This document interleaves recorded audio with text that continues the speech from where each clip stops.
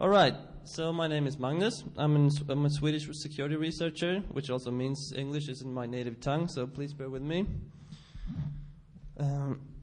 So this is about an anonymity protocol, or an anonymity project that I've been looking at. And a little bit background first. Why is this interesting? The last few years, we've seen a big upswing in anti-online privacy measures of different kinds. Like big force behind it is, of course, a huge pressure from media companies, which have and other things, of course, but which have resulted in, for example, private organizations tracking users and sites by miscellaneous illegal means. ISPs tracking and throttling arbitrary traffic, both for these media company reasons and commercial reasons as a by effect. Data retention laws in Europe and other parts of the world. Wiretapping laws in Sweden and in the US too. For example, the FISA recent law proposal or whatever. Other draconian laws for tracking and punishing peer-to-peer users, like the ACTA trade agreement proposal and a French law proposal proposing to starting to ban peer-to-peer users if being caught sharing files 3 times, they will be banned for 1 year or 3 years or something from the internet. ISPs are starting to be forced to police the traffic of the users, have to take responsibility for what the users are doing, which is of course hard and quite impossible. Blacklists of different kinds. They often use child porn as some kind of excuse, but these blacklists have already been abused for other kinds of things. One quite funny example is there was this Finnish EFF activist who exposed and criticized these blacklists they had in Finland that were, they had it said child porn blacklist, so the ISPs nationwide just blocked some IP addresses. So we put up a website with criticism against this, and his website was put into this blacklist, which was of course quite ironic. And also the US ISPs recently have started to block or stop their users from getting any access to news groups at all, with the excuse of there could be child porn on them, but so let's block them all. But of course there are other forces behind that, other IDs behind that. And then, of course, dictatorships and other regimes oppressing their people, blocking them, tracking them, punishing them for viewing the wrong websites. And also, there's even a recent European law proposal that you should not be able to have your own blog unless you're registered by name and address, and so that everyone can track the opinions of everyone writing anything on the internet and make sure that they're not writing anything wrong. So there's a lot of things anti-online privacy-wise. So because of this, I'm quite surprised that there haven't been any bigger adoption of anonymity protocols, anonymity solutions used by everyone. Sure, we have Tor, and it's a great protocol, but it's not like everyone's using it. For file sharing, we have de facto standards like BitTorrent, and so if you're going to download a big file or share a big file, it's BitTorrent. But for anonymity, not so many people know about this or use it, in spite of all these anti-online privacy measures. And also these existing solutions, they in some ways, or in quite a few ways, are not well suited for some of today's and the future's demand for anonymization and the circumstances surrounding it, while at the same time they are of course really good in many ways. So I thought, well, if no one else doing it, why not sit down and think about this for a while? A new anonymization standard, de facto standard that everyone can use for most things, which will hopefully solve some of the shortcomings or shortcomings of the current solutions in view of current circumstances. And that's how this project started. So what are the goals of the project then? I want it to be some kind of good reference for future work within the field of anonymization, so that others can build upon it. I want to start this kind of work for this idea, and then hopefully it'll grow and be some kind of inspiration for further discussion about what are the optimal requirements for a protocol like this, a future anonymization solution like this. And of course also to be some kind of starting point and inspiration for the actual design and development of a project like this, a global de facto standard for decentralized generic anonymization. What it is not, at this point anyway, is a complete detailed specification ready to be implemented. It's rather some ideas, some designs to be built upon, discussed, and refined into something of these sorts. So some technical limitations, or one central technical limitation of this is that the protocol, like most other anonymization protocols, really don't work or aren't designed to work if there's an attacker controlling or rather eavesdropping all network traffic from all nodes in the certain network that you're trying to anonymize yourself in. It should be noted, though, that such an attacker will, of course, never be able to see what the different nodes are talking about, only perhaps under these extreme conditions who they are communicating with.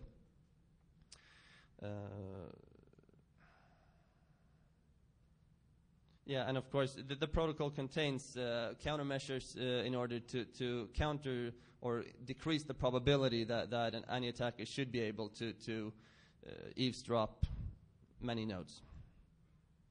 Some other assumptions and directives are that arbitrary peers in the network are, of course, assumed to be compromised and or adverse, because this is a decentralized network. Everyone else is no one is more central or more known to the project than you yourself if you're joining. So, of course, they could be bad and try to break things. And also one important directive during the development of this is that CPU power, network bandwidth, working memory, secondary storage resources, all computer resources practically, are relatively cheap and will of course be available in ever-increasing quantity now and even more during coming years. So wherever there has been a choice of stronger anonymity, stronger security, or more throughput or lower resource consumption, the security has always been put in first place.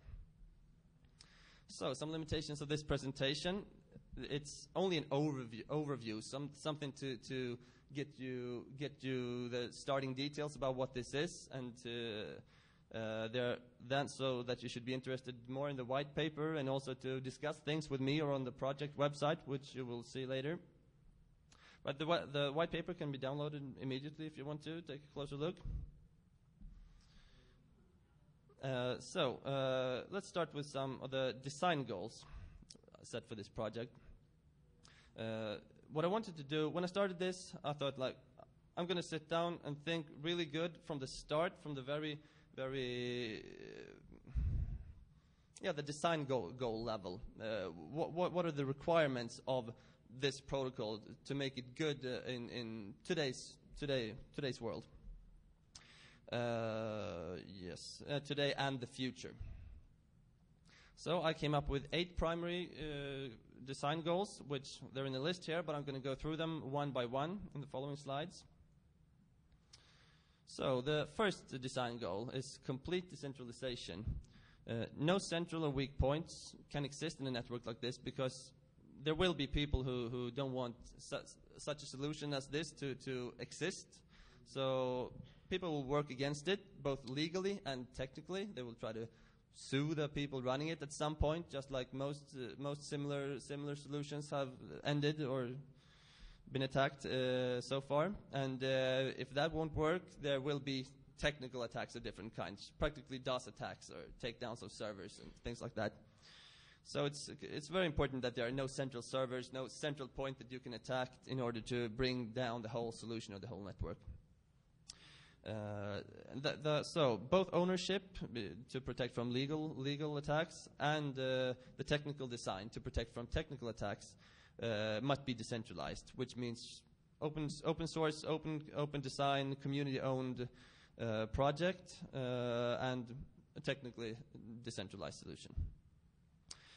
Design goal number 2, maximum DOS resistance. As mentioned in the last slide, if you decentralize it like this, the practically only way to stop it will be to DOS the network, find technical flaws in it, and exploit them in order to mess it up, bring down the network, and make it unusable. And as usual, it only takes one weakness at some point of the protocol to bring it down. So defensive thinking throughout the design process is very important, and the implementation process. Design goal number 3, theoretically secure anonymization, which practically means no security by obscurity, no leaving anything to chance, thinking, oh, they wouldn't do that. That would take too much resources or time. So rather, all the anonymization aspects, I think, should be able to be expressed either as a risk probability based on known probabilities, like how many nodes in the network. If 90% of the nodes in the network are controlled by an attacker, then the probability to be exposed is this and that and such things. And also cryptographic proofs, like if the RSA algorithm is broken, this will fail too. But if it's not broken, this should be secure, this part. Design goal number 4, secure and theoretically secure end-to-end encryption. Quite a elementary thing in today's internet, but still very important, because confidentiality is not only important in itself, but also important for anonymity. Because if a connection is eavesdropped for enough time, it's highly likely that some sorts of identifying information will be sent over it. So confidentiality is directly important to anonymity too. Which means that even if someone would monitor and correlate all traffic in the network with the current design, they will not be able to extract any of the communicated information in it. It will only be viewable to the exact communicating endpoints, just like with SSL or something like this. But this is bounced around a bit first. So another one, more interesting one, is isolation from the normal internet. And by normal internet, I mean like the normal IP space. You shouldn't be able to say, with Tor, for example, you can say, I want to contact this and that IP address on that port, and I want to be anonymous. This will, of course, result in the final node, the exit node or the out proxy, that connections can be traced back to this one, and he can get in trouble if someone hacked a government computer from with him as the last node in going through Tor, for example, which would of course make people less likely to want to use such a solution. So I rather wanted to make it an isolated network where only all the people who joins they can decide that we want to be anonymous towards each other, but for that sake, no one should be able to use this network to go out to any other node on the internet, IP address on the internet, who has not agreed to be part of the anonymity solution. So it actually has quite a lot of advantages like this, but not so many disadvantages when you come to think about it. And of course, out proxies or exit nodes towards the normal internet could still easily be implemented at the application level. For example, a SOX proxy connected to this or something like that. So no big deal at all. It's just not in the protocol like Tor. Design goal number 6, protection against protocol identification. There will, as I mentioned before, probably be a lot of powerful interests of different kinds who want to see such a solution stopped. And this can result in laws that force ISPs to block it or disable it or throttle it or something like that. Which they are already today doing with some other protocols that are not very liked by certain organizations. So the harder you make it to positively identify that you're using it at all, the harder it will, of course, be to track, throttle, and block it. So that's one of the major design goals. Design goal number 7, high volume and throughput capacity. With existing solutions like Tor, this is a big problem. You are practically not allowed to send larger amounts of data through it. And in today's internet world, even larger volumes are required for normal internet use each day, like just viewing YouTube movies for a few minutes could consume hundreds of megabytes, which would be a problem through Tor. You can even be kicked from Tor by it because you're breaking the rules. Yeah, more or less, high speed and throughput is necessary for many internet applications today. And the popularity of a protocol like this will, of course, be proportionally related to the transfer speed and the throughput capacity of it. Otherwise, the people who needs more capacity, more speed, they won't be interested, and they won't join it or use it at all. And since the anonymity of the protocol, as most other anonymity protocols, are directly related to the popularity of it, or rather to the number of people connected to the solution that data can be routed through, this is directly important to the anonymity of it too. Yeah, design goal number 8, the last one, a bit more loose. A generic, well abstracted, and backward compatible. Just a generic system, which means generic, that generic network traffic could be anonymized through it, it's not contrary to anonymized IRC client or anonymous FTP client or something like this. It could anonymize generic network data. A well abstracted system and design will, of course, allow for a more efficient and distributed design and implementation in general, just common software development.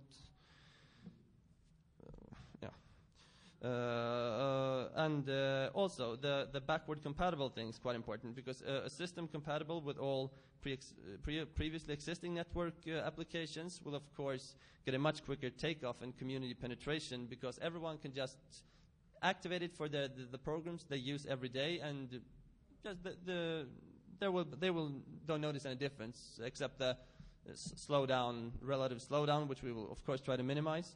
But if, as for some other of these solutions, you have to compile special programs to be able to use it at all, or use SOX proxies, like in this case of Tor many times, there will be much bigger threshold for people to start using it at all, which is, again, of course, critical to the security of the protocol. So a small bird's eye view to start with of the technology, or the general IDs. I'm not sure. Yeah, can you see this? Yeah. So on the internet today, you have 2 nodes out of many who want to communicate with each other. They normally do like this, create direct connection to each other. This, though, does not only mean that they can send and receive data to and from each other, but they also automatically know the identity of each other, which in most cases isn't necessary at all for the reasons that you are doing this communication. So that's a bad idea if you want to be anonymous. So the natural thing to do with any or most anonymization protocols is to bounce the data through a set of different nodes. So the data will still reach the nodes in the end, but they will no longer know each other's identity automatically, implicitly. And in this case, and as with so many other good protocols, good anonymization protocols, you do this by having paths which the different nodes will route their data through. In this particular case, each node will be responsible for creating their own paths.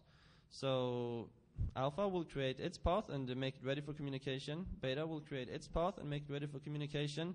And if they want to speak to each other, the paths will be interconnected, and data can then flow through between alpha and beta, like any other connection, just with a few computers between instead of just a few routers.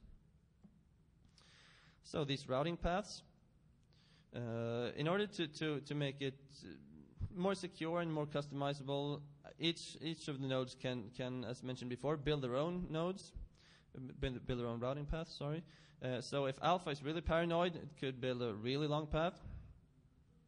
And if beta is less paranoid, he can build a shorter path. And they will still be able to just interconnect them to be able to speak. Very basic stuff.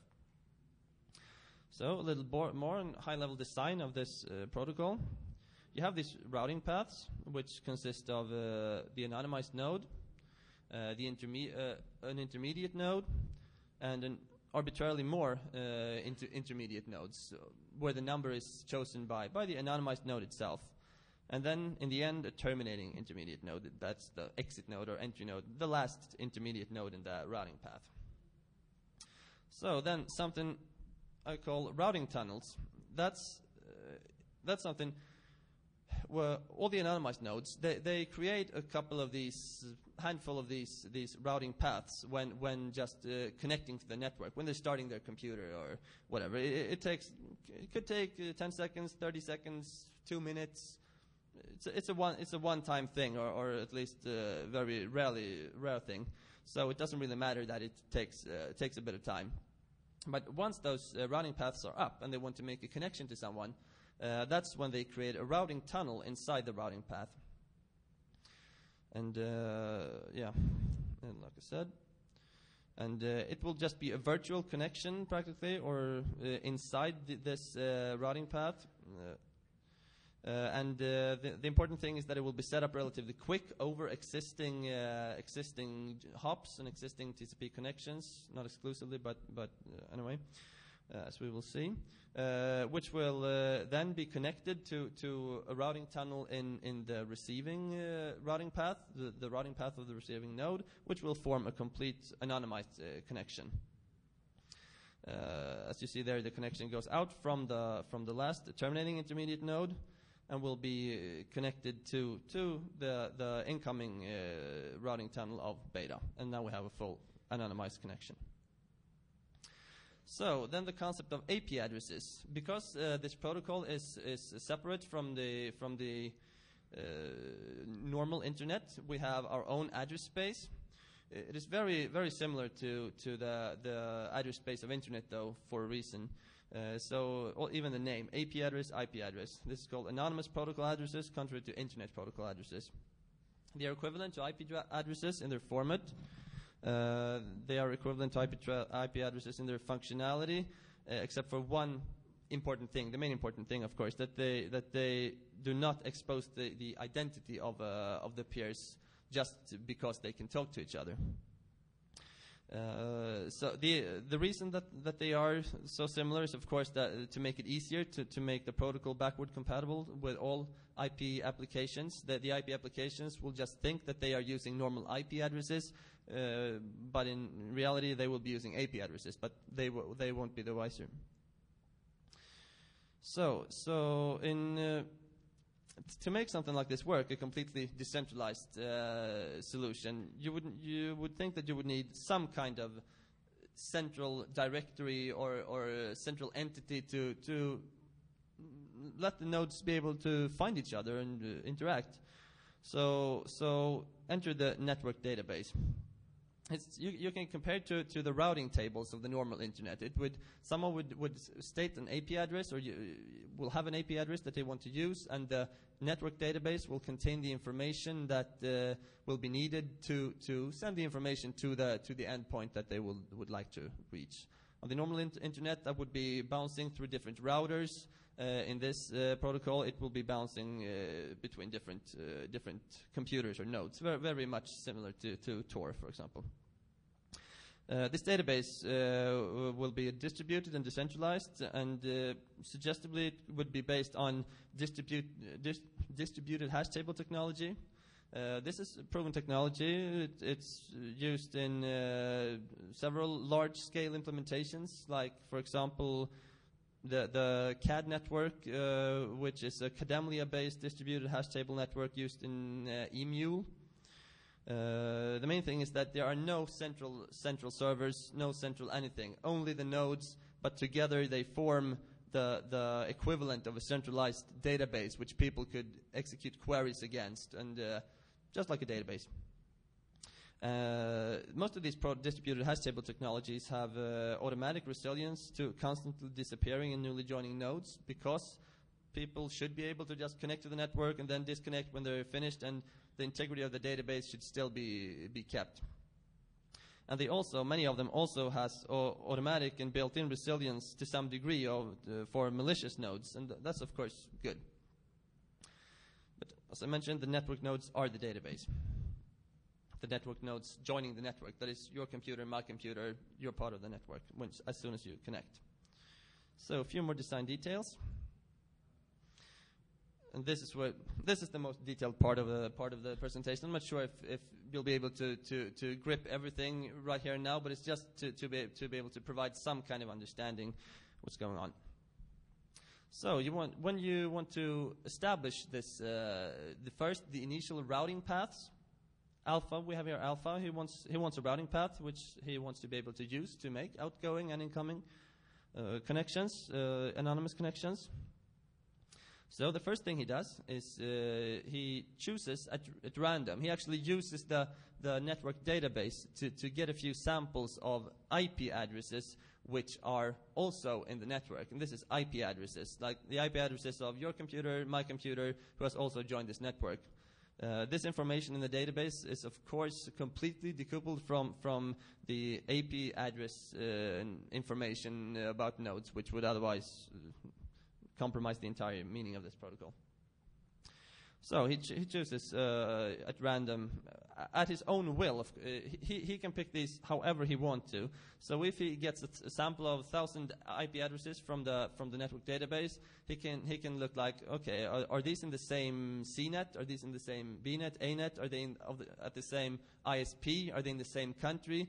And by that he can select them in a way which is to make it as improbable as possible that they would be controlled by the same attacker. Next, he chooses a bunch of more nodes in the exact same way, which will be helper nodes, only contributing to the setup process of the path, but not later, but not in the actual path. The X nodes will constitute the actual path. So he then orders these nodes in a sequence according to certain rules, which we will see just in a few seconds. Like this, 1, 2, 3, 4, 5, up to 8. So the rules are that no two X nodes can be adjacent to each other. The X nodes are the ones who will be in the final routing path. There should be one Y node located at the one end of the sequence. There should be a number of Y nodes located at the other end of the sequence, equal to the total number of X nodes minus 1. And then when you have selected this sequence, you should pick one end of it at random to be that starting point. That is the one where you start numbering it from 1. Let's just rearrange this for the further explanation. After this, the node alpha prepares what we can call a goodie box for each of the node. So he gets a big box and he puts some small boxes in it. One for each of the nodes, and he could also, as you see with a gray box there, put in fake nodes, which we could talk about later or maybe in the Q&A. So he sends this packet off to the first node in the sequence, which will extract its package from the big box. How he can be able to see which one is his is because in the process of selecting these IP addresses, Alpha also retrieved certain public keys from these nodes from the database. So he will be able to encrypt data to them individually, and they will try just to decrypt all the packs in the big box. And when they get a good checksum at one of them, they know it's their own. And as you saw there, there's also the possibility for the nodes in this path to inject fake packets into the box, all according to exact instructions found in their own packet, which is of course originating from Alpha. And one thing that's also in the packet is the IP address of the next node. That is the one that the packet should be sent along to, the modified packet, and also individual keys to authenticate between the next node and himself. So the next node will take his packet and maybe inject one fake packet, no fake packets, or many fake packets. And then this procedure will just continue until it has the box has traversed the entire path, and all the nodes have received their own package, and which means their own instructions and data, which they will extract and save. The connections, as you see, they will also remain open. And the important thing is that the last node will send the box back to alpha, which means that if anyone had tried to mess with this packet, it would not be able, since each of the nodes authenticate each other. No one can rip the packet out of this path and route it through someone else, because no one can see the authentication keys of someone else. And they could also not inject any data, because the checksums are checked at each point. And just by receiving the packet, again, at alpha, he knows that everyone is playing along and everything went well. So then for the second round, he will, alpha, will create another goodie box for each of the nodes. Send it along the same connections. This time the data will be signed too, because this time we no longer have there no longer is a proof. Just because the box returns, it's not a proof that nothing was tampered with. In the last step, the IP, the information about where to send it would be compromised, so it would never return if someone tried to mess with it. But in this case, the connections are already set up, so the data will be signed by a key or certificate, verifiable by a certificate found in the first round in each of the boxes. As you see, the connection to the Y node is now disappeared, disappearing for each step that the packet is sent. And this is because this is the last step of their participation in this process. As soon as they send that packet and close that connection, they can forget all about it. And the reason for having these Y nodes at all is that an attacker would, of course, be very interested in having another node controlled by the same attacker adjacent to him in the final routing path. So in the first step, where everyone agrees to be part of the node, no one should have the information of who will be the next node in the routing path and be able to fake that node timed out in order to get a new suggestion of a node like that. So that's the entire reason for the Y nodes. But at this point, the Y nodes are disconnected, and at this point when we get to two X nodes, the X5 node will have received instructions in its new packet about you will get an incoming connection from X3 at this IP and this port and with this key and everything like that. So he will wait for that. There will be secure authentication. And after this point, where in the special case node of X3, he will also, if this is an inbound routing path, register the routing path to the network database with a specially signed the routing table entry, which could only be created by alpha. After doing that, the packet will just continue. All the X nodes will be connected in the same way, disconnecting the Y nodes, which will leave us with the complete routing path, which you will recognize from the previous figures. Like this. And now alpha knows that the process is complete. And if it is an inbound routing path, that is a routing path that could receive connections to alpha, it will also be registered in the global network database routing table.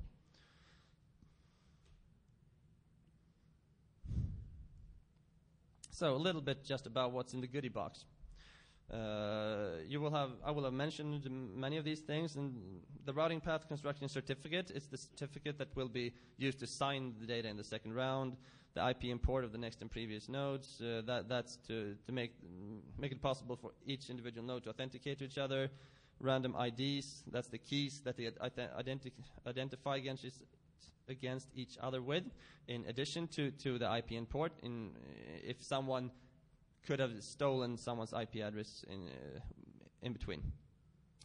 Communication certificate of the next and previous nodes. Should be mentioned that all connections in the entire protocol are wrapped by SSL, so everything that an external attacker will see is only SSL communication, suggestively to port 4432 to make it even harder to identify that what's actually going on and separate it from web traffic, which is of course very possible with further analysis, traffic analysis.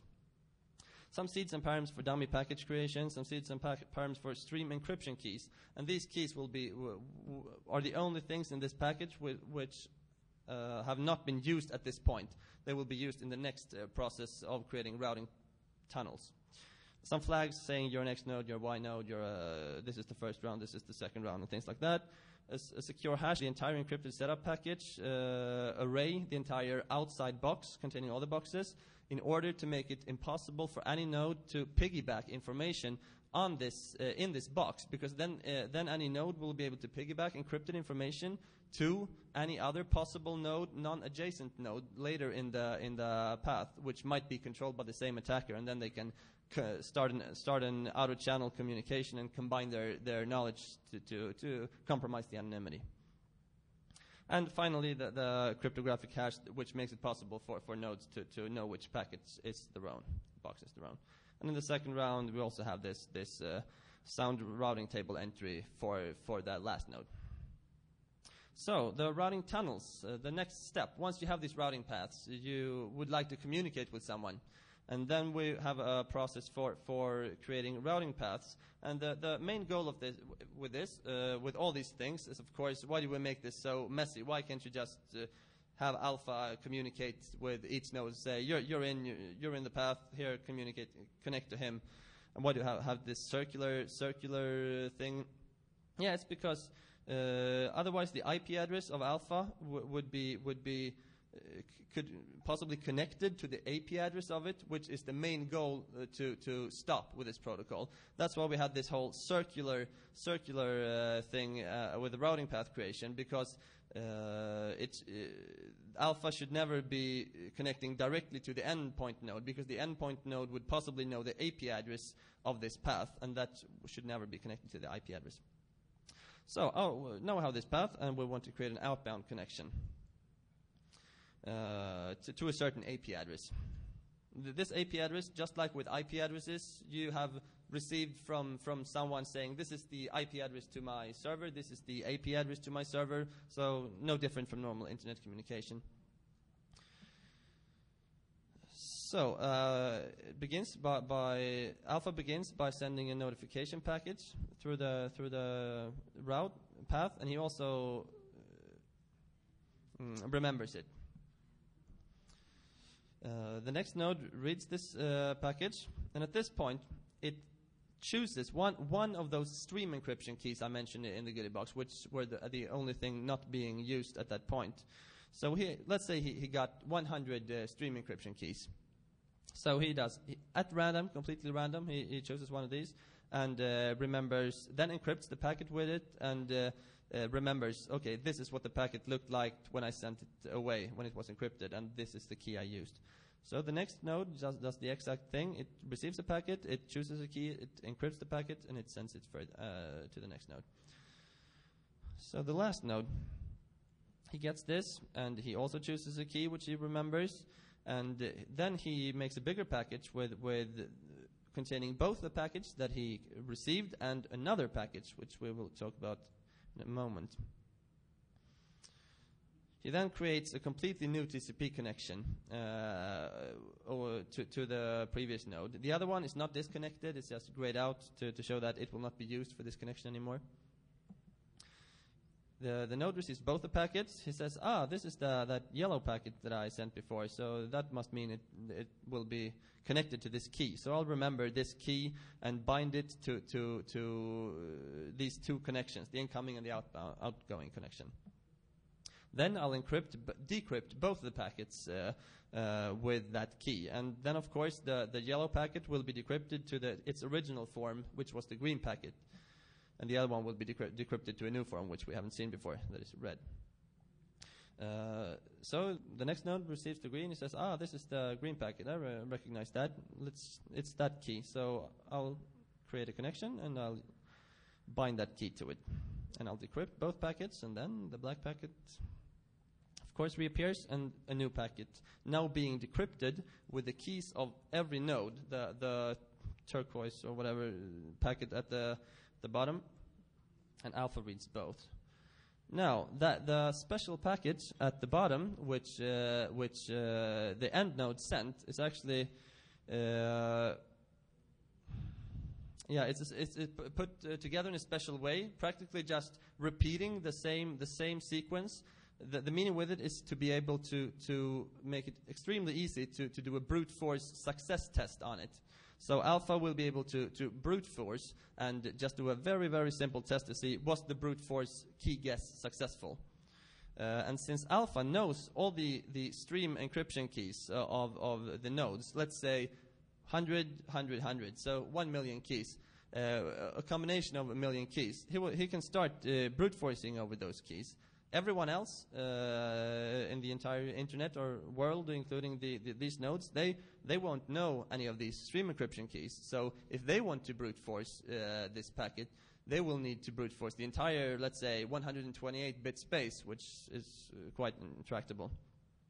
But alpha will only have to brute force, let's say, 1 million keys. And the good thing is that since alpha is the node who initially selected these keys, he also can choose the number of keys to make it exact, to make the brute force time exactly 0.1 seconds, 0.5 seconds on his specific system, so that this operation will never take any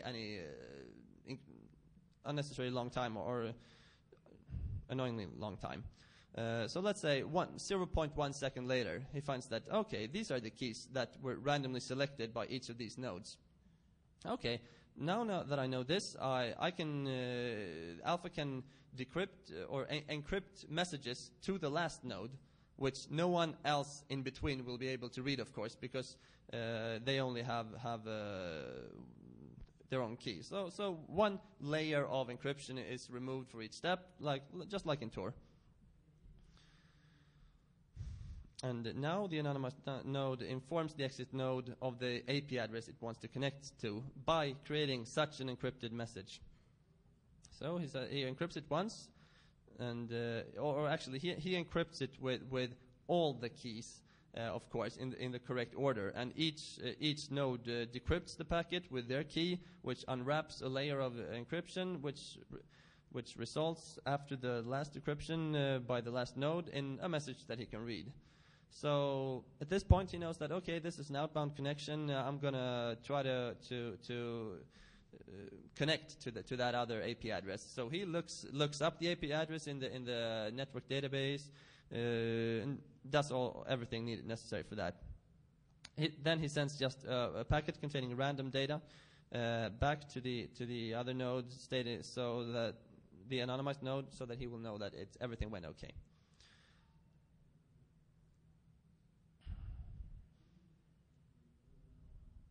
And at that point, the connection is fully established and at both ends, and the application layer can now start communicating over it, just like a TCP connection. And of course, this is 4 rounds, so it will be some delay, latency compared to normal TCP connections, or actually quite a bit, but it shouldn't be really much. Like sending a few packets left and forth and back over TCP connections, and creating few new TCP connections. It shouldn't be completely bad. So the inbound route process for creating these nodes, it is done very similarly, which is quite important in this aspect. It's to the intermediate nodes, all nodes except the terminating node and the anonymized node. It will be completely impossible to know if this is a routing path, a routing tunnel created in an incoming tunnel due to an incoming connection, or in an outgoing tunnel due to an outgoing connection being initiated. So if we can just quickly scroll through this. As you can see, the black packet comes in a box again, just like the other case, just from the other side. And it's also important that this is why that sequence that was chosen while initially creating the routing path, why the ends of it. You have a sequence, and then you chose this to be the starting end of the process. That is because the intermediate nodes should not be able to conclude if it's an outgoing or an incoming routing path at that point either. So at this point, they will not know where they are in the chain, in the path. They will not know in which direction the anonymized node is, and they will not know if they are adjacent to the anonymized node or not. So the beta node can immediately use the brute force, so the same brute force method as were used in the initial step. And he then knows the keys. He can decrypt all data and encrypt all data through the path. So the normal connections are created, sends packets. It's completely symmetrical to the last process of creating outbound nodes. It's very much not equivalent in the anonymized node and in the terminating terminating intermediate node. But for all the other intermediate nodes, it is completely symmetric and impossible to separate from each other, the two processes.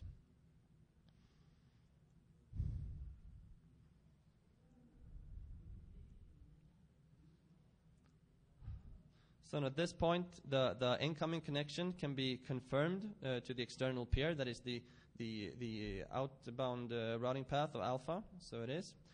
Well, and then it's just confirmed back to the anonymous node that, okay, everything is up and running. You can start sending data and tell the application layer that an incoming connection has occurred.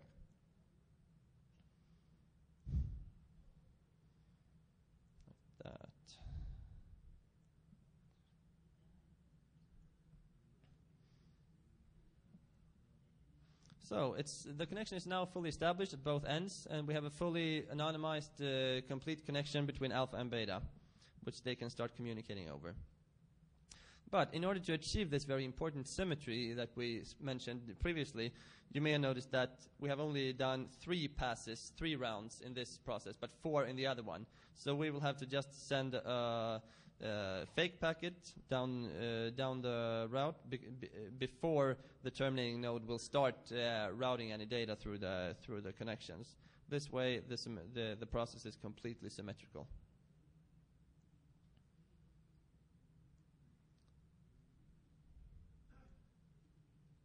Like that. So now on to some other things. Let's leave the processes. That was the boring, dry part of the presentation, just showing what happens at the protocol level to give some kind of idea that this could be done in a completely distributed manner, which is actually the entire goal of this project. Not to deliver a ready protocol, but just to show that yes, it could. You can establish connections. You can establish, and you can do it quickly. You can do it to see that it is possible to do this in a decentralized way like this. The end-to-end encryption. Once you have this end-to-end anonymized connection, you can just perform, for example, double authenticated SSL over it, which will be not that a responsibility of the application, but still within the protocol. So that is end-to-end encryption will be enforced. And which also means secure authentication will be included with a PKI structure will actually be implied by this design, which is quite good, useful. And the used certificates for this SSL will of course be stored in the network database. In this case, contrary to the other information or certificates which were stored together with the IP addresses, it will be stored together with the AP addresses. So you say, I want to speak to this AP address, and you will get some certificates which you can then verify that you're speaking to the right person. So a little bit more about the IP backward compatibility. As I mentioned before, the format and functionality is equivalent, like address format, port semantics, connection semantics, and for the very apparent reason of being able to use previous applications without them knowing about it.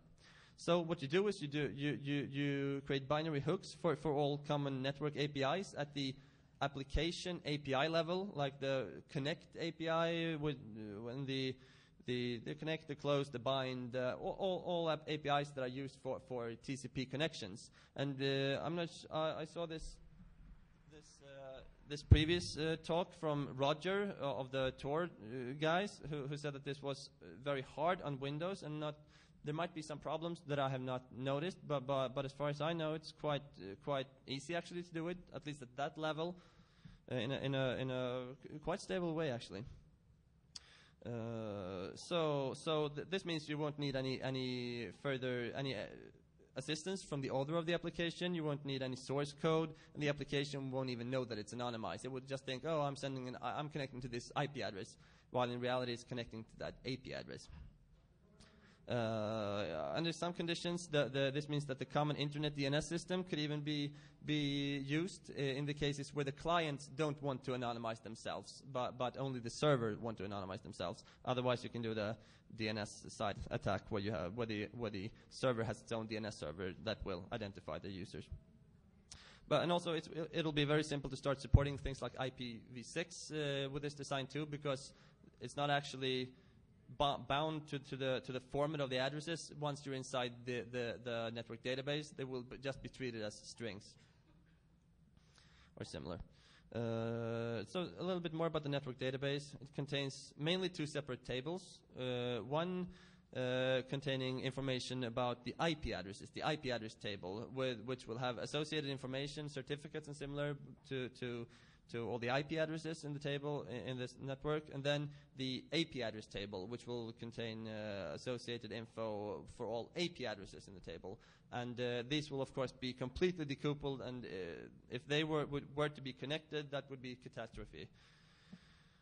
And this database can be accessed through a very specific, strict API, as far as can be enforced, which means that no database queries, unnecessary database queries will be able to be performed. Like, give me all the IP addresses in the net, or give me all the AP addresses in the net, and things that won't be necessary for the functionality of the protocol. And on top of the DHT, distributed hash table implementation, you could add things like voting algorithms, digital signatures, and even enforced entry expiry dates to make it even more secure and be able to enforce permissions and protect from certain kinds of malicious manipulation of this database and the query results. And the network database should also be resilient to net splits, which is practically when you have a big cloud of nodes which have a common thing. It's an expression quite well known to IRC people, because then you have several servers which create one net, and if you cut them off, you could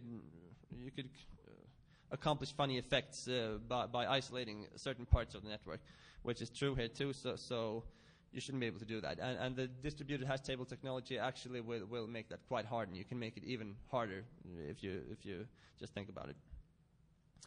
Another nice feature to have in a protocol like this would be manual override command support, which would be quite a powerful emergency measure to enable to protect against these DOS attacks, which are to be somewhat expected. You can also use it to protect from them. You can use it to restore after some possibly more or less successful DOS attacks, and you could also use it to protect against malicious nodes that are trying to DOS other nodes or DOS the network. So the way it's used is that you can send signed commands to some kind of central authority, like persons known by the maintainers of the open source project, or certain people who are trusted by the main maintainers could have these keys. No one would be able would have to know that who has these keys. They just have them, and it will work anyway. So these trusted people would be able to sign commands and flood them all over the network through this distributed hash table implementation. Most distributed hash table implementations actually natively support such a functionality to efficiently flood certain commands to all the nodes in the network without any duplicate traffic. And and the verification certificate, that is the public key used to verify these commands, will of course be hard-coded into the source code of the clients. So if you send a non-signed command, it will not be flooded any further than the exact node you send it to, which will prevent DOS attacks, flooding DOS attacks of this kind. And also, of course, sending arbitrary commands to destroy the network. These commands will, of course, not be commands for executing commands on the computers of the clients, only commands for operating on the network, the anonymous network, like banning certain IP addresses who are trying to do bad things, or manually editing the network database if someone has inserted malicious contents into it.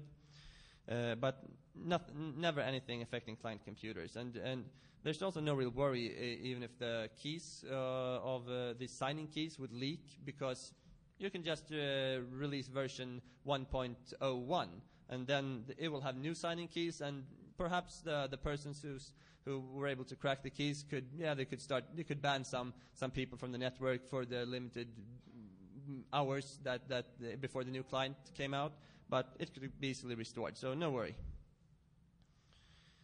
And this is just a schematic of an example of a high availability routing path design, because some people who see these routing paths, they would say like, but if only one node in this path would disconnect, which is of course quite possible and quite common in a completely decentralized protocol.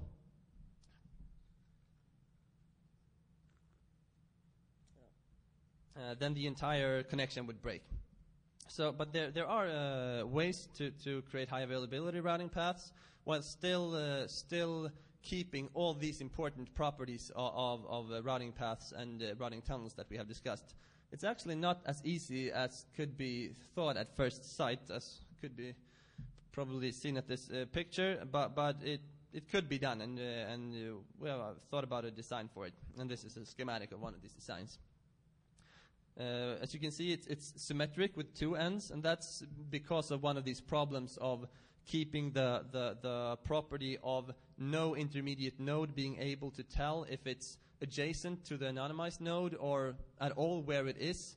And the nodes that actually who are adjacent to the anonymized node, it will be very hard to make a design that would make them not able to derive anything of such sorts if you don't make it to split to symmetric like this. There are possibly other ways too, but there's quite a problem to do so anyway, we found. So a little bit of the aftermath of the implications of this such a protocol. Legal aspects and implications. We have one example where private organizations go after users very, very aggressively today. So it's a good example of anyone who would try to bring down the system legally. And it's the file sharing example, of course. So today lawsuits are being brought against people just on the basis of them connecting to a certain torrent, for example, because that torrent contains something that they don't want people to share and think it's illegal to share. So that's the state today. So, but if you use this protocol, they will probably want to come to this level of people that you can sue people for only using a file sharing protocol because they think it could only be used for illegal means anyway, which is of course not true. But using a protocol like this will of course prevent that, because you will never be able to see that a certain person is using whatever protocol they are using inside the anonymization protocol, because it's all tunneled inside. So then they will probably try to bring lawsuits against the endpoints in the anonymization network. Like if they connect to one of these torrents, the method used today is that if you want to find out who's using a torrent, you can connect to it, and then you will get a list of IP addresses of nodes being a member of that torrent, and then you can start suing them. But in this case, these IP addresses that would be seen would only be the exit nodes of the random routing paths created, and these exit nodes would of course have nothing to do with the concept of file sharing, this particular case of file sharing, and they won't even have any access at all to the contents of the shared data. So that will make it quite a lot harder to at least to be able to successfully sue them. And you could also compare it somehow to the routers of the internet. Routers on the internet who route encrypted data are very much similar to nodes in a network like this. They are just there to help people communicate generically, and they could happen to send illegal data through them while at the same time not being able to access it if it's encrypted. So that shows a little bit that it probably would be a bit harder to sue these nodes. So then the next step that these organizations would probably like to do is to sue people just on the basis of them using a certain anonymization protocol, because this anonymization protocol in turn could be used to use other protocols, which in turn could be used to do illegal stuff. So as you can hear, it will be a bit hard, but with enough lobbying, I guess you can do anything. And that's why you would like to hide the fact that prevent protocol identification, which, as previously mentioned, was one of the design goals of this protocol. So it should make it harder to do that too. Then I guess the only things that you could resort to is laws to be able want to sue people who use cryptography, because cryptography can be used to use protocols, which can be used to use protocols, which could be used to do bad things.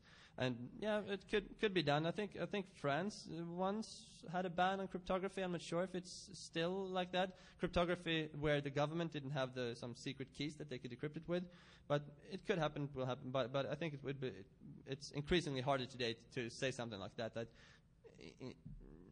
create a ban on cryptography. I don't think it'll be hard. And the next step, the final step, if that won't work, is of course to want to ban people. Sue people for using the internet, I guess, but that's probably will be quite hard too. So on top of these technical things which are made to prevent all these forces who would want to shut down a protocol like this and sue the users of it, I also thought some about license trickery that could possibly be done with a protocol like this. And my ID, which I'm not sure would be viable or efficient in any way, but I have some indications that it could have some of the intended effects. You have a license on the main specification saying that a certain end-user license agreement, a EULA, must accompany all implementations of the protocol. So that's the license you put on the main specification or the reference implementation of it or whatever. In addition to the normal open source license, you add this little clause. And so this will make it illegal to create to compile, create, or base any implementation of this protocol without including this end-user license agreement with each implementation. This end-user license agreement, in turn, would say that that through using the implementation in question, the user would understand and agree that no node in the anonymous network can or should be held responsible for any data being routed through it, due to the simple fact that the user neither has control over it, what it may contain, nor any possibility whatsoever to access the data itself. And this is not like, I agree, it's not as much as them promising that they cannot sue them. It's accepting that they have been informed of this fact, so that it could not be stated later that anything else. And the second part is which could be phrased in different matters, but different ways. Would say that the user of this implementation will agree to not use the implementation to gather data that could be used in filing a lawsuit, or actually a better formulation would be to use it to extract and in any way save, store IP address information of the clients using this protocol, period.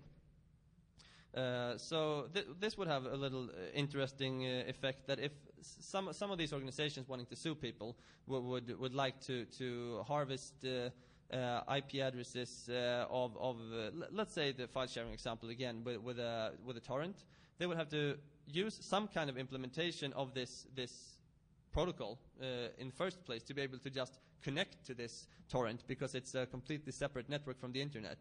And next they would start harvesting the IP addresses of the adjacent of the nodes, of the last nodes of the routing paths.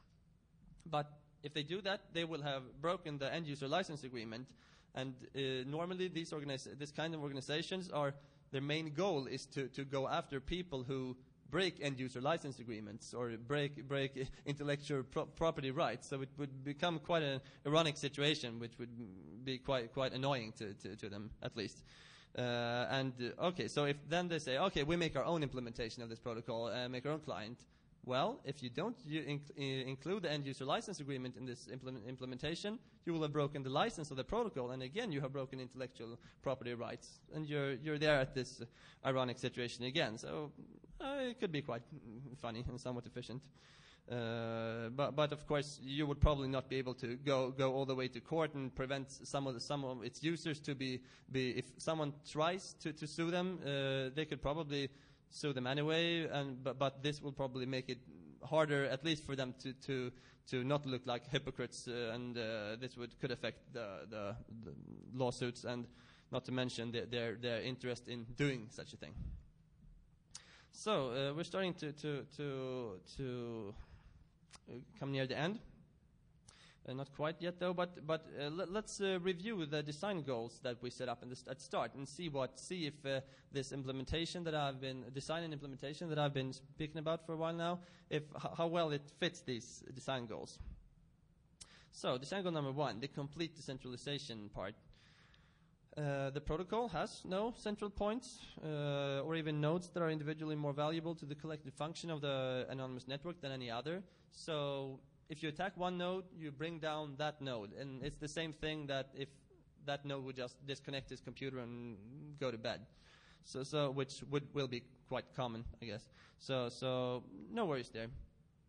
And there are no single points of the network to attack, no server, no anything, and no one to sue who runs a server or anything, because there are no central servers. So I guess we could say that this design goal is pretty much accomplished.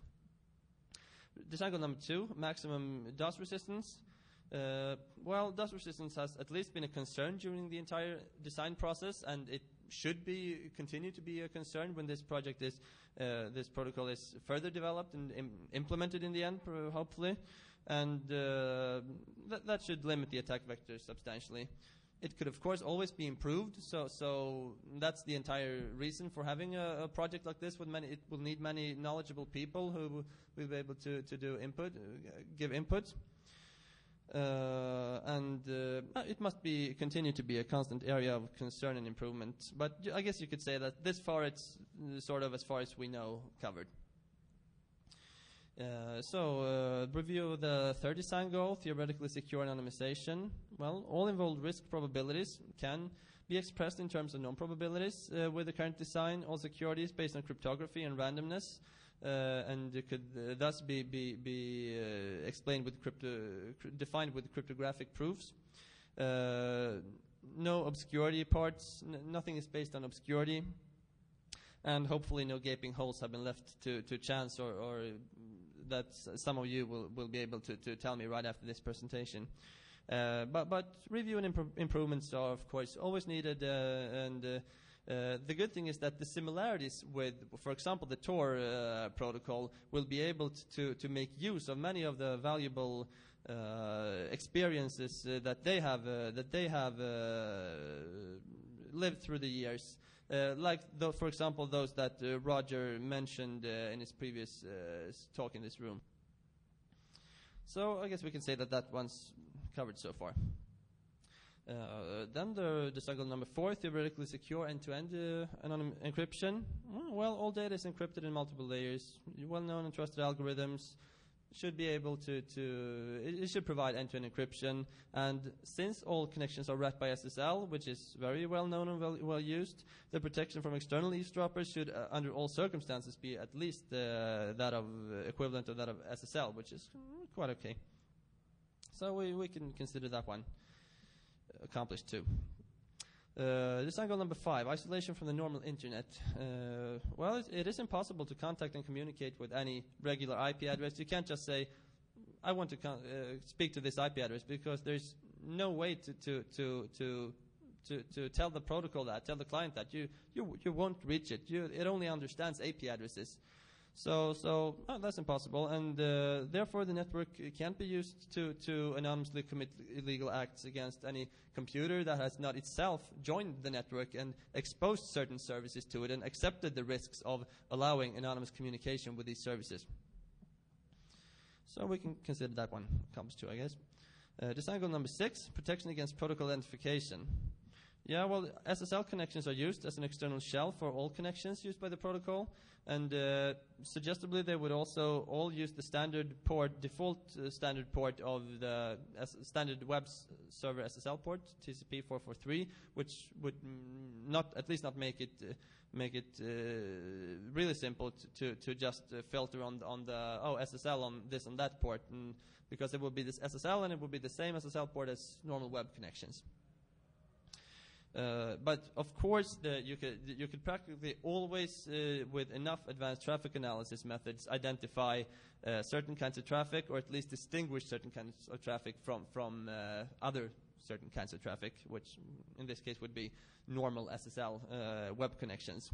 But the goal is to make it hard enough. So, because if it's hard enough, it will take up too much resources, and most of all, produce too many false positives to be practically or commercially viable. Because if you have just, let's say, a few % of false positives in blocking SSL connections from an ISP, that the users of that ISP would not be very happy that every 1 or 2 connections in 100 are blocked right away from when they are surfing to their bank. So that's good. So I guess we could say that we're well on the way with that one too. Design goal number 7, high volume and throughput capacity. And this is quite interesting one. Because due to the previously mentioned factors or facts that there's no practical way for a node to know if it's communicating directly with a certain node, or if it's talking with the terminating intermediate node of a routing path owned by an anonymized node. It actually means that alpha could talk directly to beta and still have a reasonable doubt about who they're actually talking to. So in many cases, you can use extremely short or no routing paths at all. So direct peer-to-peer communication, and yes, the IP address would be exposed, and under certain conditions this would not be good at all. But under other certain conditions, this would not really matter, since reasonable doubt would be the goal in some way. So that would of course result in very high transfer speeds in those occasions that you could connect directly between nodes, because it would be like, except for the multiple layers of encryption, which will be handled just fine by the hundreds of processor cores that will be in everyone's computer during the coming years, there will be really fast communication. Yeah. So we consider that one accomplished too in some way. Then the last one, well, the protocol supports arbitrary network communication, so it's generic. The protocol design has been abstracted in a way that each individual level of the protocol can be exchanged and redesigned without the other parts being affected. Well, just abstracted. And finally, the backward compatible. Yeah, the protocol does emulate and hook all TCP network APIs, and can thus be externally applied to any application that uses normal TCP communication, and it could be anonymized without it itself even knowing. So we can consider that one done too. Now finally, now even closer to the end, a little comparison with other anonymization solutions. just to see some certain differences. And of course, this first one is a bit provocative. Yeah, and Tor is very good protocol, but as mentioned, it lacks some of the design goals that this one has, which and these design goals are much important to many anonymization applications that people would use this protocol for. So this one is designed from the ground up with the current and future practical anonymization needs and demand in mind.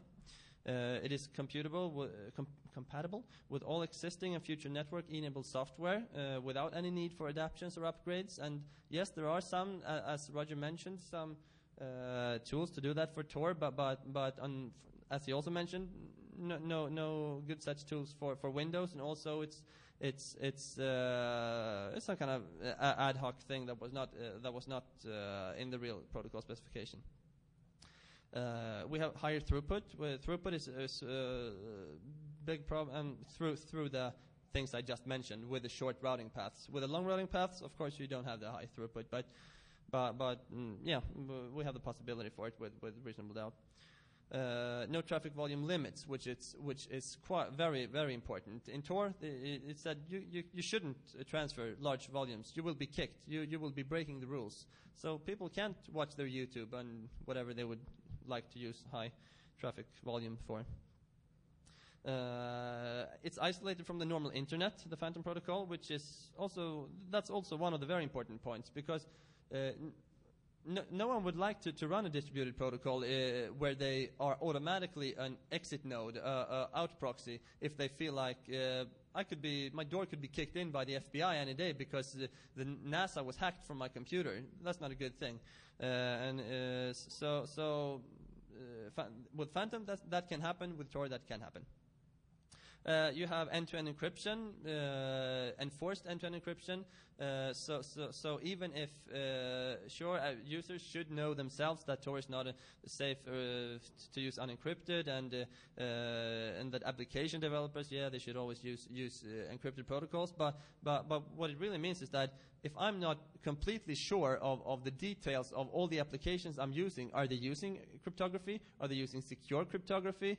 Then I won't dare using them over Tor anyway. But in this case, it is built into the protocol, secure end-to-end encryption, so you will never have to worry. Just run your applications as usual, and it'll be fine, hopefully. And also DNS leak is a vulnerability that has been argued against Tor previously, but Roger mentioned it too, that some applications can be provoked to do DNS lookups, and then you can sit there and catch them and connect. But in this case, since we are already hooking all network APIs, the application can't do anything, how much ever it wants to. So we're blocked that. And the last point I'm not sure of at all. Perhaps not. It better prevents positive protocol identification. But I know Tor has put some work into that, so the last point could be completely false. So just another relatively well-known anonymization protocol, not at all as known as Tor, but within the world of internet anonymization, it is at least a little known. It's called I2P, and it's actually quite good in many ways, and very similar to Phantom, but still some differences. Phantom is compatible with all these existing products, while in I2P you have to practically recompile and redesign every product that should be used with it, which reduces its usability to nothing for normal users. They have one I think it's client for blogging, one for quite limited product for using BitTorrent, and that will halt adoption beyond any useful levels, which in turn will keep speed and security down, which will be very bad for the protocol. They also don't have end-to-end encryption after a certain version. They had it at first, but then they removed it. I'm not sure at all why they did that, but that's the way it is. And it the last point item is just as with Tor. I'm not sure about that one because I haven't been able to dig up enough technical information about their communication, low-level communication protocols. But it might be a case, might be the case, might not be. And finally, a comparison with other anonymization solutions is the comparison with specific programs. For example, anonymized P2P. You have a client that does a certain thing like IRC, file sharing, and then you build anonymization into this one. I can't say anything specific about the technical points of that one, of course, because there's no specific application here. But it could very well have the weaknesses of the other things that I mentioned on the previous slides here with Tor and I2P, but I can't say anything because we're not talking about a specific application. But there would probably be less work and less interest in such a product than a generic anonymization product, which would mean less resources put into making it safe. So that's for the technical part. But such a product would also, Phantom would also be less likely for a general ban, like if a certain organizations would lobby for, no, this product should be this product should be illegal because it could only be used. It could only be used to share files illegally. Why would a file sharing application want to be anonymous? It's only to break the law. So then maybe you could make it illegal completely. But with a generic anonymization protocol, you can't say that because it can be used for lots of good stuff, and it will be used for lots of good legal things. So that's one advantage. And also the generic nature of a generic protocol opens it up, of course, infinitely much more potential than just binding the anonymization to a certain activity. Now we're really closing in to the end, and I'm just going to list a few known weaknesses just to be able to for everyone to know and think about. So if all the nodes in a routing path are being controlled by the same attacker, this attacker can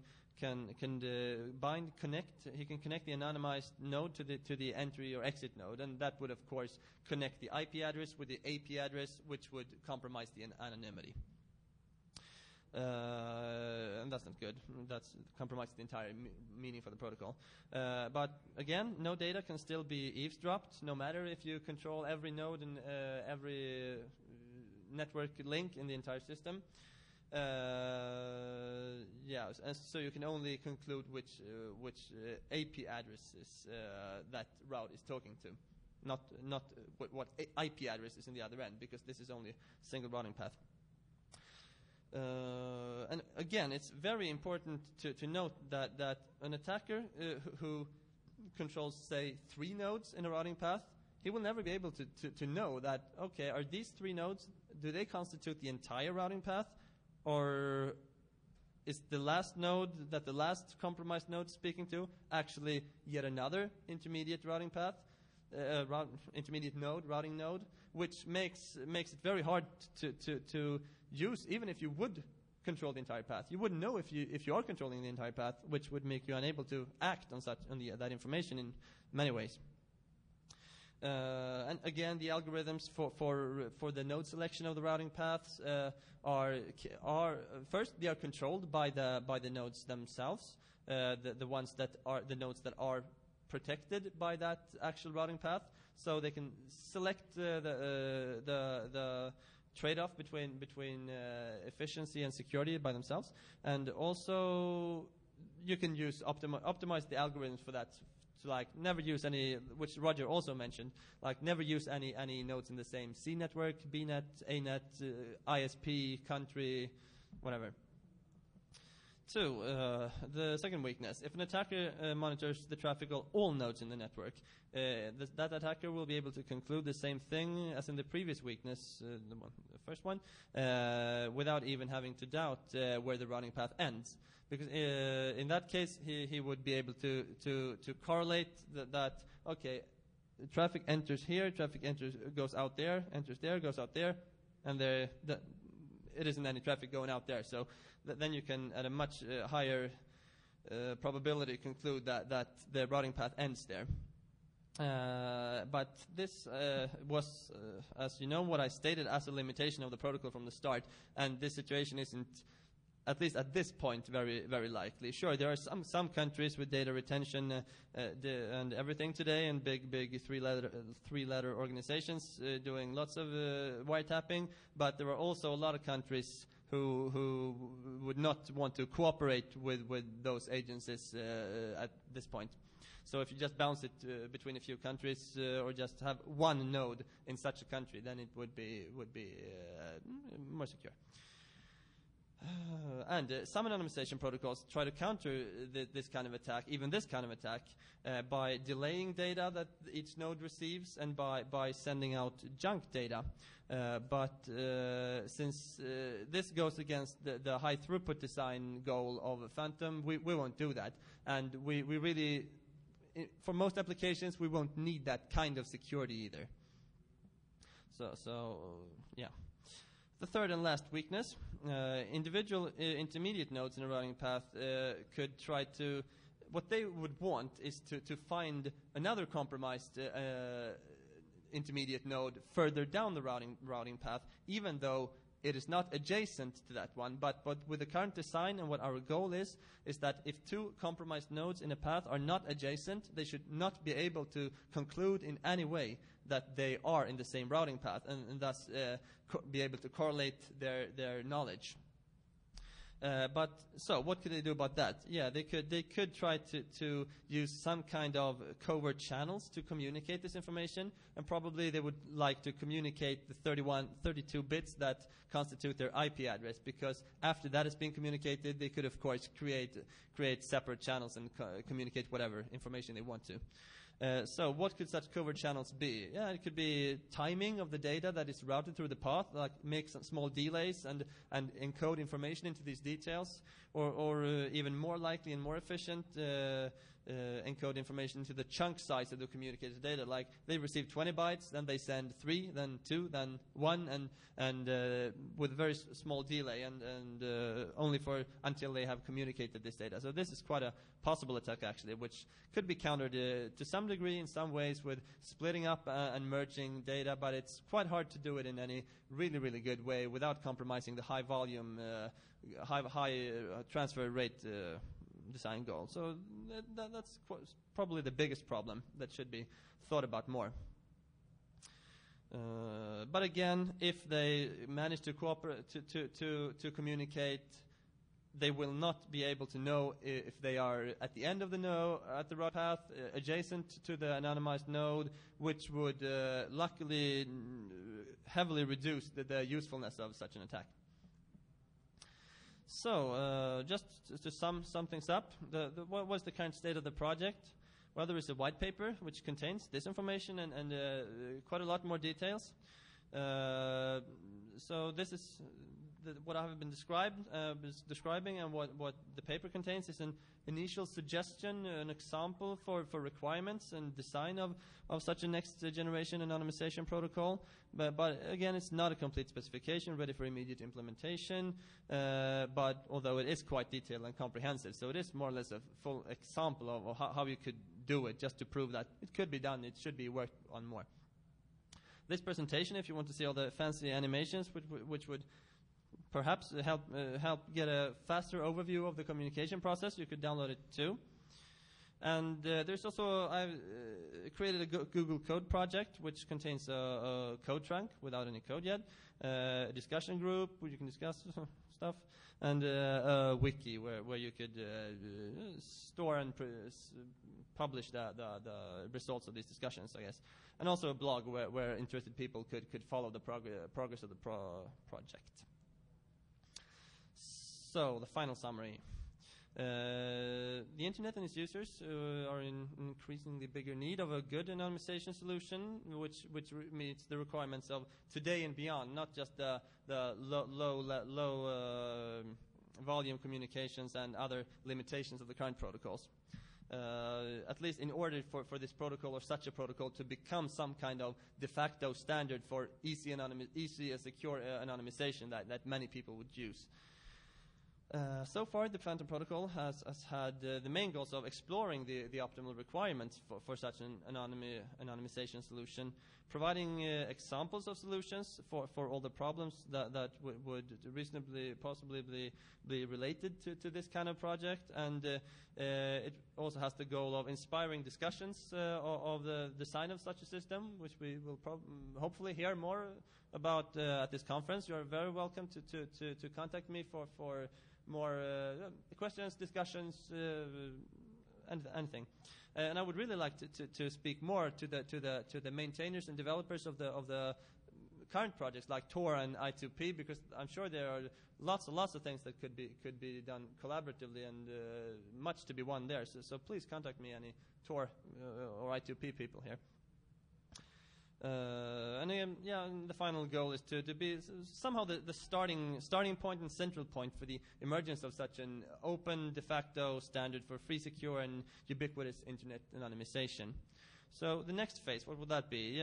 Would be to discuss the problems and in the end stipulate a final 1.0 protocol specification. Start to implement it. That phase, both with the implementation and the design, will need the help and collaboration of many knowledgeable people and dedicated people. So again, if you feel like this is interesting, please contact me, or please join on the project site, which is at this URL.